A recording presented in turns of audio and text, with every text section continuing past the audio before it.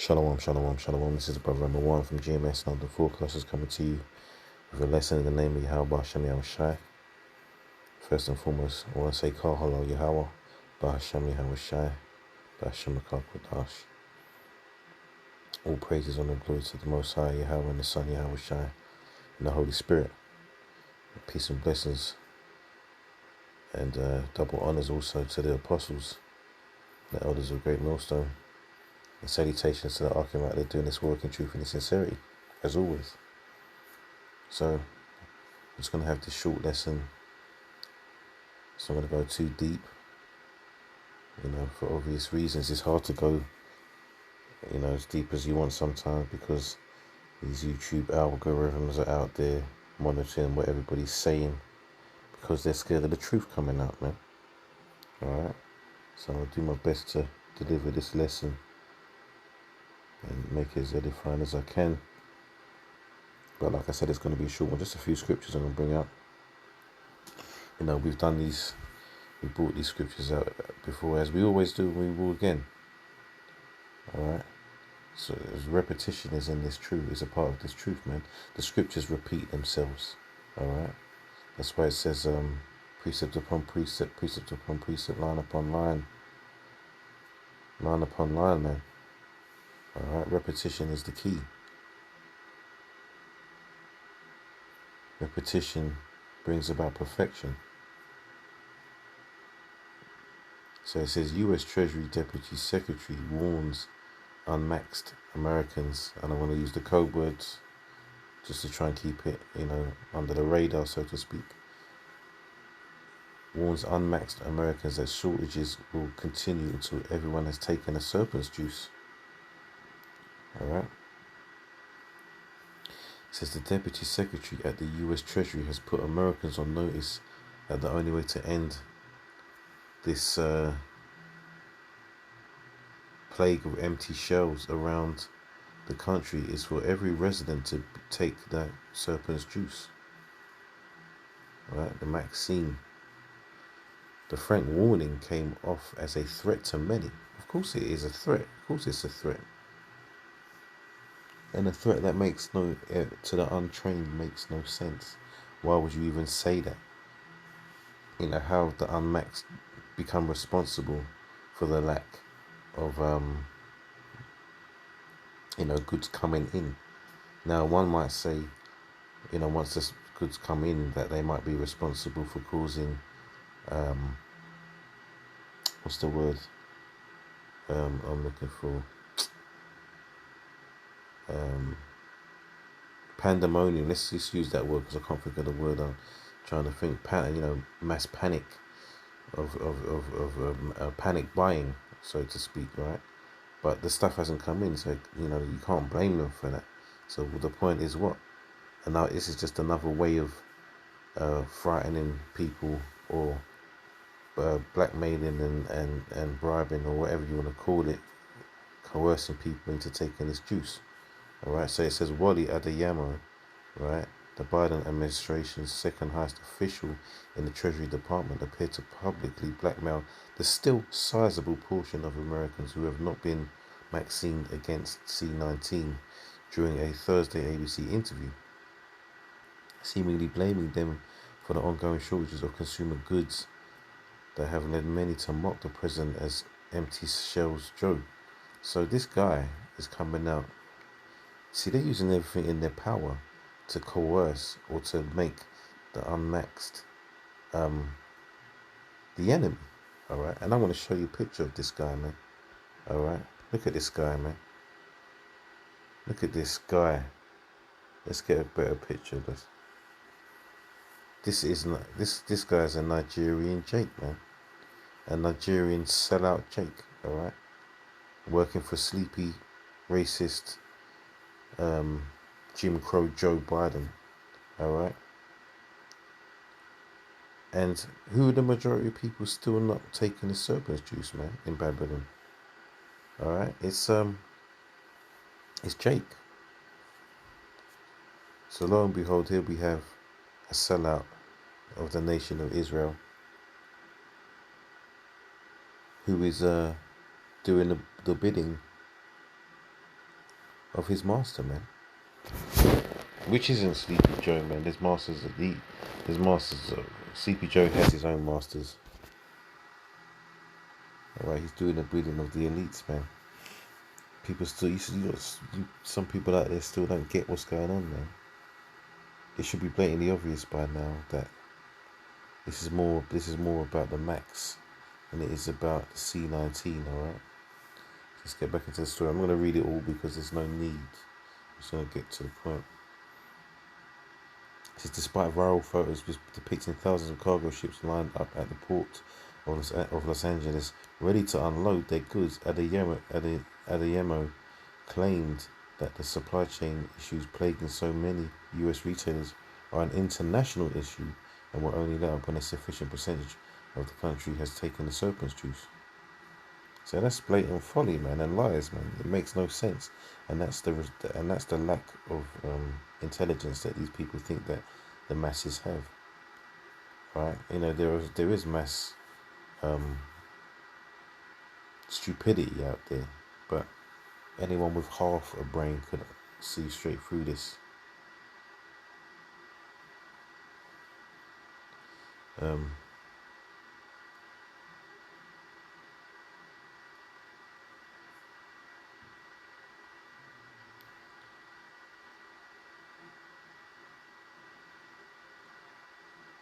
I think that's really it, man, because that's just made the point anyway. The point is, once again, that this whole Maxine is the whole goal. That's the goal, right?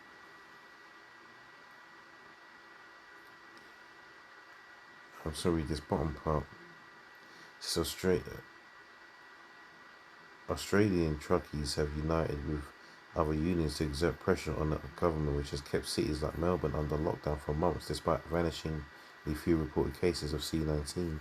The government was already floating policies like no serpent's juice, no job over a year ago, and has led the way in leveraging this plan to turn Five Eyes democracy into police states.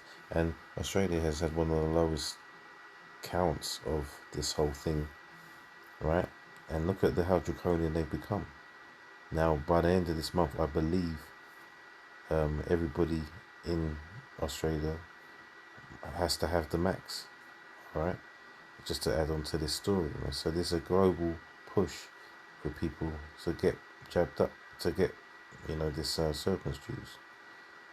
I slipped up there, but, hopefully I can get away with that. But they're watching anyway. So anyway, let me get the scriptures, man. Look at this demon, man.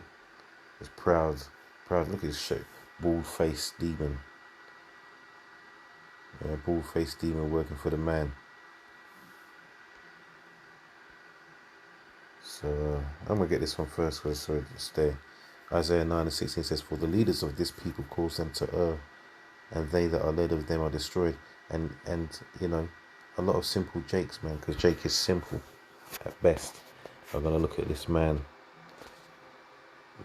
and could be coerced into thinking that they need to get, this serpent's juice in order for, food to come back on the shelves. But what you don't understand, this isn't going away, man. It doesn't matter about no amount of people getting maxed up is not going to change the fact that mass global famine is coming. All right, we talk about this all the time, and now it's becoming evident. Even more so now, when you go into the supermarkets and whatnot, you can see the shelves slowly diminishing with their products, man. There's one I frequent quite often. I'm not going to name where it is or what it is, but it has, long life milk is missing from the shelves. This is because people are stocking, man. Some people are seeing what's coming, all right? Certain tin foods, sometimes toilet paper still, bottled water, all right? So these are things that would be deemed as the essentials, man, all right? Water, tin food to store, long life milk, man. Right, so this is blatantly obvious that what's happening now, and people are starting. Some people are waking up to this fact that they might not be able to just go and buy the things they need to buy. All right.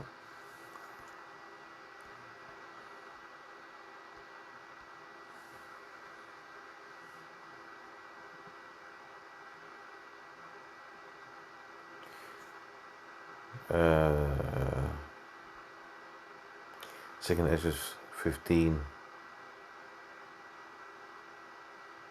and 49. I says, I will send plagues upon thee, widowhood, poverty, famine, sword, and pestilence to waste thy houses with destruction and death. So plagues. When it talks about plagues, man, a plague doesn't necessarily mean something that's a disease. All right, it means troubles, man. But there's different types of plagues, man. All right, so these are the plagues. Widowhood, that means what? That means death. All right, poverty, which is already occurring, man. There's mass homelessness across the globe, man. You see it all the time now. It's more, you always had the one or two homeless people, but now there's homeless people everywhere. The famine is what the point of this topic really is, the famine as well, which hasn't completely begun yet, but it's on its way. All right, it hasn't completely begun because you can still go and buy, you still go and buy food in the supermarkets. It hasn't got to that level yet, but it will, because this is a manufactured famine, man, and really and truly, it's manufactured by the Most High, man, because this is His word telling you it's going to happen, right? But he's using Esau to do this. It says in pestilence, and one instance of pestilence you can look at is actually in Australia, where they had the infestation of mice, man. Millions upon millions of mice creeping into people's houses and nibbling on them in the night, eating up all the crops and whatnot, right? And destruction and death, and that's soon to come. All right, it's already happening, but it's going to be on a mass scale. All right, so it's not the time to be playing around, man. Things are about to get super real out here. I'm going to jump down in verse 57. It says, thy children shall die of hunger. Wait, hold on, it's like it. Thy children shall die of hunger. And this is going into Babylon as well, man, all right, because they've done some wicked shit. They're whoredoms, man, that they've spread across the world, all right. I should have already said that, but yeah, I just wanted to make the points of, what's going on. It says, thy children shall die of hunger, right? And this is, obviously this whole thing is in Babylon anyway. This whole, the ships trying to get in to deliver the goods. It says, thy children shall die of hunger, and thou shalt fall through the sword. Thy city shall be broken down, and all thine shall perish with the sword in the field. So, Babylon's about to get hit hard, man. Everyone's going to get it. But we know that Babylon has to get it the worst, man, because what? It's the whore, man. It's that great whore that's spreading its wickedness across the world, man. It's wicked doctrines and beliefs and ideology. All right, it's controlling the whole globe wickedly. All right, because the wicked, reign there, all right, amongst other places in the earth, but that's where the majority of the wickedness comes from, man. All right. I'm gonna get one more.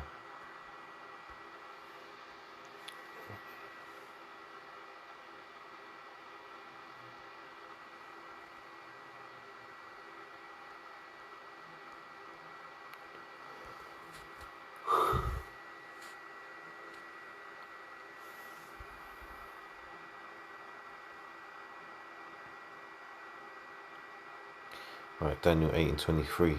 It says, and in the latter time of their kingdom, whose kingdom? The Esau's kingdom, and the Edomites, man, the wicked. Because they're the transgressors. When the transgressors are come to the full, a king of fierce countenance and understanding dark sentences shall stand up, and his power shall be mighty, but not by his own power, and he shall destroy wonderfully. It's not talking about one man per se. It's talking about the Esau as a nation, so it's like as rulers, the elites, right? And shall destroy wonderfully, and shall prosper, and practice, and shall destroy the mighty and the holy people, right? Because even though Jake's going off, man, and there's a lot of 2/3 of the nation of Israel and the Babylon are about to be destroyed, man. They're still the holy people, man. All right. Scriptures tell you that. Deuteronomy 7:6 tells you that, man. It says, and through his policy, verse 25, also he shall cause craft to prosper in his hand, and he shall magnify himself in his heart. So, what is they saying now? In order for the food to come in, you know what you're gonna have to do? You're gonna have to go and take that juice, man. Because we're not gonna bring food in here, or allow food to come in here, unless you take this juice, man. And they had to prop him up to say that, because no one's even listening to Sleepy Joe anymore. He's a joke, and the Most High's done this on purpose, man. He set this man up so he can be the forefront of Esau, man, to show you how pathetic and low and base this man is. All right, this man falls asleep when having meetings with other premiers on television, man. He can't read the teleprompter properly. He mumbles up his words. He doesn't know who he's talking to. He forgets who he's talking to. He forgets what he's supposed to say. All right, he's just a puppet. If you've ever seen, they're all puppets, but this is the realest puppet that you've ever seen ruling Babylon, man. All right, or at least all the others looked convincing. Even when a man speaks, it doesn't sound convincing. It sounds like someone's talking in his ear and telling him what to say. Right? It says, and by peace shall destroy many. That's what they're trying to tell you, man. Take this juice, man, and everything's going to go back to normal. Everything's going to be good. Food on the shelves. Jobs opening up again. You can go wherever you want to go. Do what you want to do again like you did before. Right? That's that peace that they're trying to sell the masses, in order to make them take this juice. It says, he shall also stand up against the Prince of Princes, but he shall be broken without hand. And he's going to try and come against Yahweh Shah, man. But he's already actually, what he's doing right now is trying to come against Yahweh Shah, man. Because they are Antichrist, man. Anti-Hamashiach. Alright? They're trying to come against Yahweh Shah, man. But what I don't understand is whatever they're doing, alright, is the will of Yahweh Shah. They think they're in control. Alright?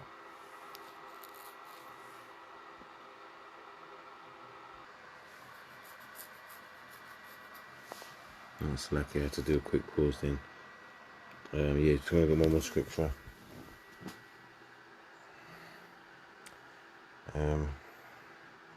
Because like I said, man, this is the Lord's show, man. No matter what these devils think they're doing, they ain't doing nothing out here, man. This is the Lord's in control of everything, alright? So I'll close out with this one. It says, Proverbs 21:1, it says, the king's heart is in the hand of the Lord. Right? The king's heart is in the hand of the Most High. As the rivers of water, he turneth it whithersoever he will. Alright? So, the kings of the earth right now are the Edomites, man. Alright? The ruling class are the Edomites, and the heads. They are the kings of the earth, man.